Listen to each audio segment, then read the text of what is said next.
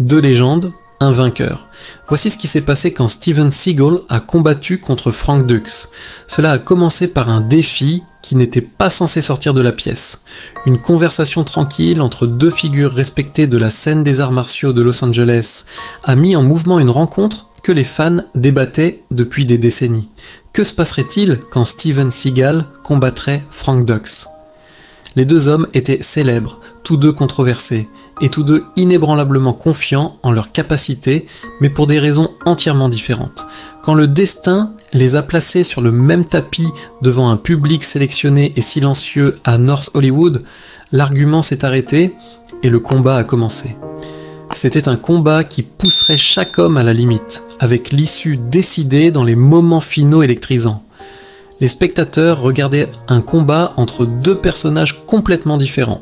Steven Seagal était une figure imposante à la fois littéralement et dans le monde des arts martiaux, plus de invienancier avec une présence calme et délibérée. Il n'était pas le genre d'homme qui paraissait pressé ou décontenancé. Son historique d'entraînement était bien documenté. Des années passées au Japon à obtenir des hauts grades en Iaido et Aikido, devenant même le premier étranger à diriger un dojo d'Aikido là-bas. Il avait servi comme coordinateur des arts martiaux dans des films avant de passer lui-même à l'acting, où son style, basé sur le contrôle, la redirection et les verrous articulaires, se distinguait des techniques acrobatiques à coups de pied hauts des autres stars de cinéma. Frank Dux, par contraste, était un homme dont la célébrité était enveloppée de mystère.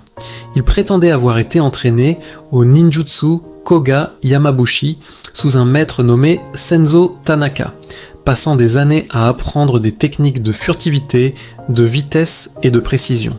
Son nom a explosé dans la culture populaire après la sortie de Bloodsport, un film dit basé sur ses expériences réelles dans un tournoi secret connu sous le nom de Kumite. Les légendes de fin du film vantaient des exploits extraordinaires, 56 knockouts consécutifs, le temps de knockout le plus rapide et plus de 300 victoires.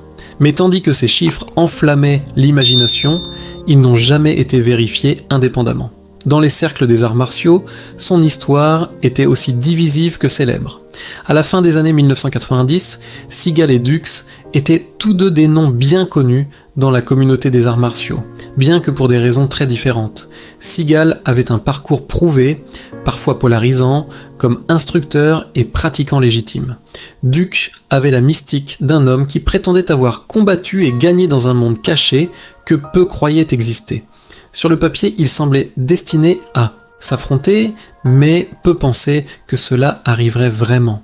Cela a changé quand les deux ont été invités à une exposition privée d'arts martiaux à North Hollywood.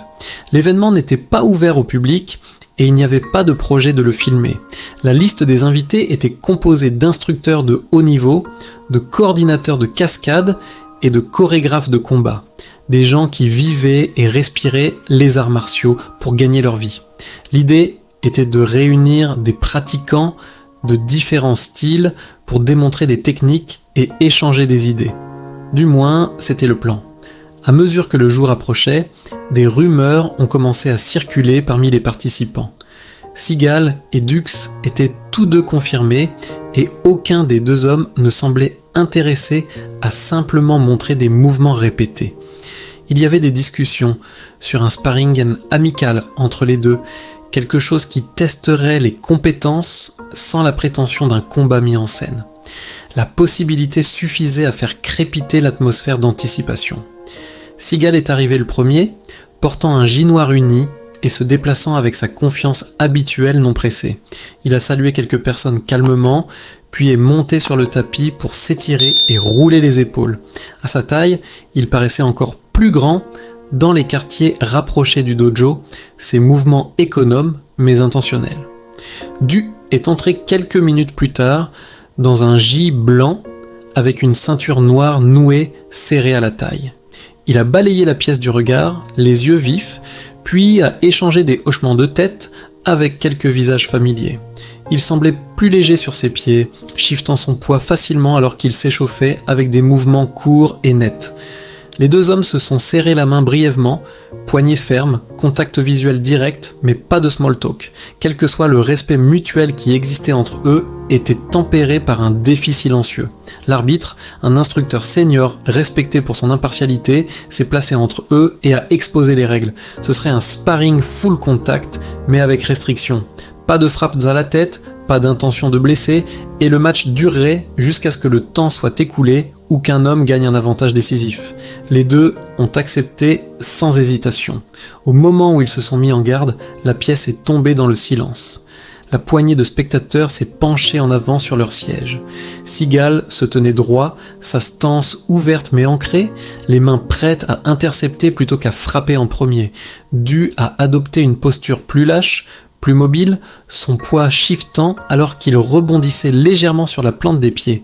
Pendant les 10 premières secondes, ils ont tourné en cercle, testant la distance.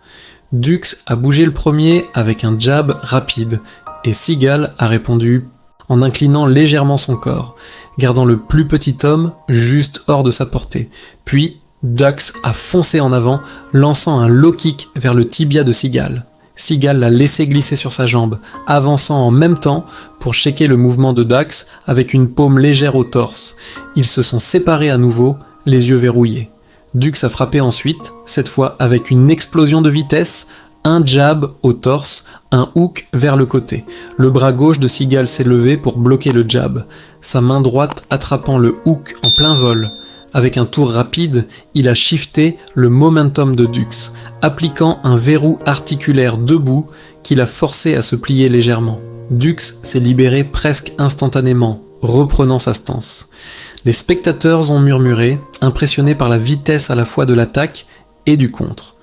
Dux a commencé à utiliser des feintes pour masquer ses véritables intentions, montrant un low kick avant de snapper une frappe vers les côtes de Seagal, puis reculant avant que le plus grand homme puisse s'approcher.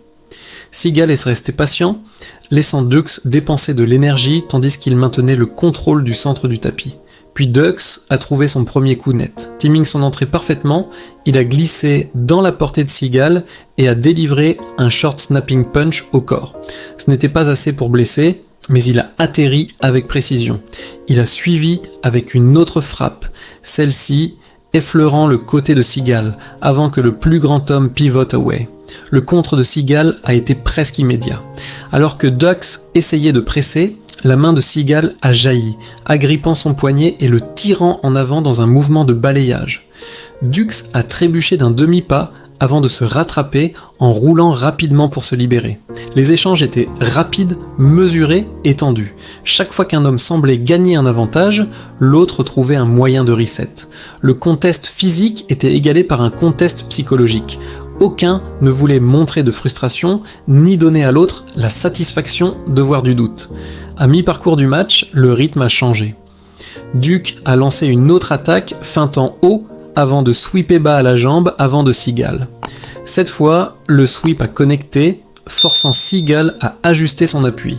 Dux a bondi avec un short elbow strike aux côtes, puis un palm strike au torse. Seagal a reculé pour absorber les coups, son expression inchangée, mais la foule savait que Dux venait d'avoir un de ses meilleurs moments jusqu'à présent. Seagal a répondu en augmentant la pression. Son jeu de jambes est devenu plus assertif, coupant les angles de Dux et le forçant à travailler plus dur pour trouver des ouvertures. Quand Dux a essayé un autre sweep, Seagal l'a anticipé, contournant et utilisant le mouvement pour guider l'équilibre de Dux de côté.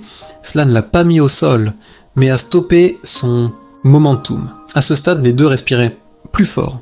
La sueur marquait les tapis là où leurs pieds s'étaient plantés et avaient pivoté, pourtant aucun ne ralentissait. Les échanges ont continué. La vitesse et l'imprévisibilité de Dux contre la portée et le contrôle de Seagal. Les spectateurs pouvaient sentir qu'ils assistaient à quelque chose d'inhabituel. Ce n'était pas une scène de combat hollywoodienne, c'était deux hommes, chacun avec son style distinct et son histoire, essayant d'imposer sa volonté à l'autre. Et jusqu'à présent, aucun n'avait réussi à le faire longtemps. La tension dans le dojo était épaisse alors qu'ils tournaient à nouveau en cercle, chacun attendant le moment qui pourrait décaler le combat de manière décisive. Le rythme du combat s'était installé dans un aller-retour prudent, mais sous la surface, la fatigue s'insinuait. Les explosions de mouvement étaient nettes et rapides, mais les pauses entre elles s'étaient allongées d'une fraction. Les deux hommes savaient qu'à mesure que la fatigue s'installait, le risque de commettre une erreur augmentait. Ils savaient aussi qu'à ce stade du combat, une seule erreur pouvait tout décider, dû à presser à nouveau, de petites traces de sueur captant la lumière alors qu'il bougeait. Il a feinté avec un jab au milieu, puis a snappé un quick hook vers le côté de Seagal. Le plus grand homme l'a pris sur son avant-bras, son expression calme, mais dut reculer déjà hors de portée, refusant d'être coincé dans un des verrous de Seagal. La foule de spectateurs a légèrement bougé sur leur siège. Ils n'étaient pas là pour voir un combat flashy de film. Ils étaient là pour voir compétence rencontrer compétence. Et c'est exactement ce qu'ils obtenaient.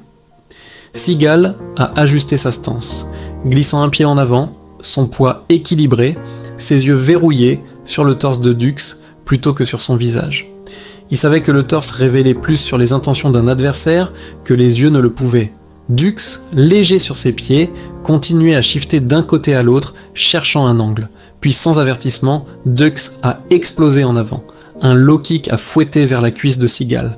Et avant que Seagal puisse pleinement s'écarter, un short punch a suivi aux côtes.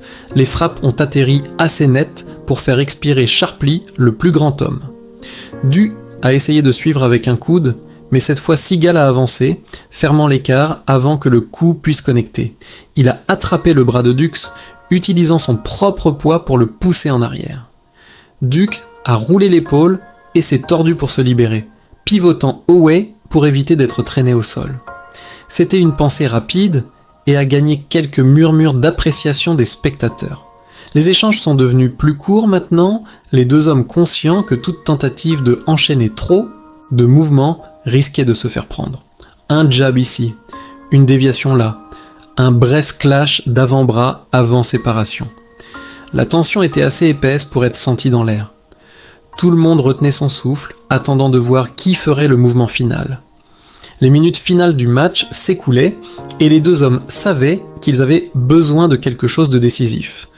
Un contest serré pouvait être débattu dans un sens ou l'autre, mais un moment clair de contrôle à la fin laisserait peu de place au débat. Duke a été le premier à s'engager.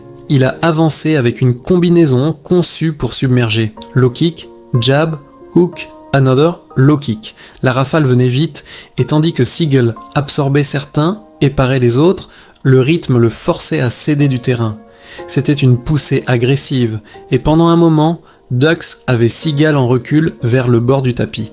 Mais juste au moment où Dux avançait pour ce qui semblait être la frappe finale, le timing de Seagal a changé. Au lieu de reculer à nouveau, il a avancé, laissant le momentum de Dux les porter en corps à corps. Sa main gauche s'est refermée autour du poignet de Dux, sa droite pressée contre l'épaule, et avec une rotation nette de son corps, il a redirigé l'énergie du plus petit homme vers le bas. Le takedown était fluide, contrôlé et décisif. Dux a heurté le tapis avec un tude solide, son dos contre la toile. Avant qu'il puisse se relever en scramble, Seagal a transitionné en un pain, piégeant le bras et l'épaule de Dux tout en utilisant son poids et la position de son genou pour empêcher une échappée. Dux a essayé de rouler, se tordant pour se libérer, mais le levier n'était pas là. Le contrôle de Seagal était ferme sans être cruel, sa technique verrouillant Dux en place sans risquer de blessure. L'arbitre, voyant que la position était sécurisée et l'horloge presque écoulée, est intervenu et a arrêté le combat. Seagal a relâché immédiatement, se relevant et offrant sa main. Duke l'a accepté et les deux hommes se sont tenus un moment, respirant fort, sueur coulant, yeux verrouillés. Un hochement de tête a passé entre eux. Pas de triomphalisme, pas d'hostilité. Juste la reconnaissance silencieuse de deux combattants qui s'étaient poussés mutuellement à la limite. Les applaudissements du public étaient respectueux et mesurés. Ils savaient ce qu'ils avaient vu. Un contest de compétences, de contrôle et de timing entre deux artistes martiaux très différents. Le mot officiel de l'arbitre était que Seagal avait gagné. Il avait terminé le match en contrôle complet et son takedown final avait été aussi net que décisif.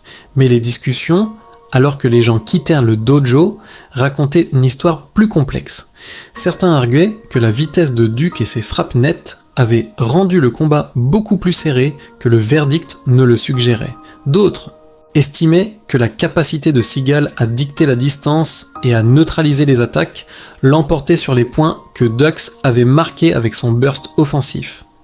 En vérité, cela avait été serré. Les deux hommes avaient eu des moments où ils contrôlaient l'action. Les deux avaient forcé l'autre à s'adapter, mais dans l'échange final, c'était Seagal qui avait eu le timing, le positionnement et la technique pour terminer le match à ces conditions. Le combat n'a jamais été rendu public, aucune caméra ne l'avait enregistré, et ceux qui y étaient comprenaient qu'il n'était pas destiné à une consommation de masse. Pourtant, au fil des années, l'histoire s'est répandue discrètement dans les cercles des arts martiaux, chaque version légèrement différente, mais toutes s'accordant sur l'essentiel. Quand Steven Seagal a combattu Frank Dux, le match était tendu, technique et décidé par un seul mouvement bien exécuté dans les dernières secondes. Pour Seagal, c'était une réaffirmation de sa compétence réelle au-delà des films. Pour Dux, c'était la preuve qu'il pouvait pousser un artiste martial respecté et prouvé au bord du gouffre. Et pour ceux qui l'ont vu, c'était une chose rare. Une rencontre de deux légendes dont les réputations avaient sûrement suivi des chemins si différents, se heurtant sur un seul tapis dans un match qui concernait autant le respect que la victoire. Quels deux artistes martiaux aimeriez-vous voir s'affronter tête à tête si vous en aviez l'opportunité ? Faites-nous savoir vos pensées dans les commentaires. Merci d'avoir regardé, on se voit dans la prochaine vidéo.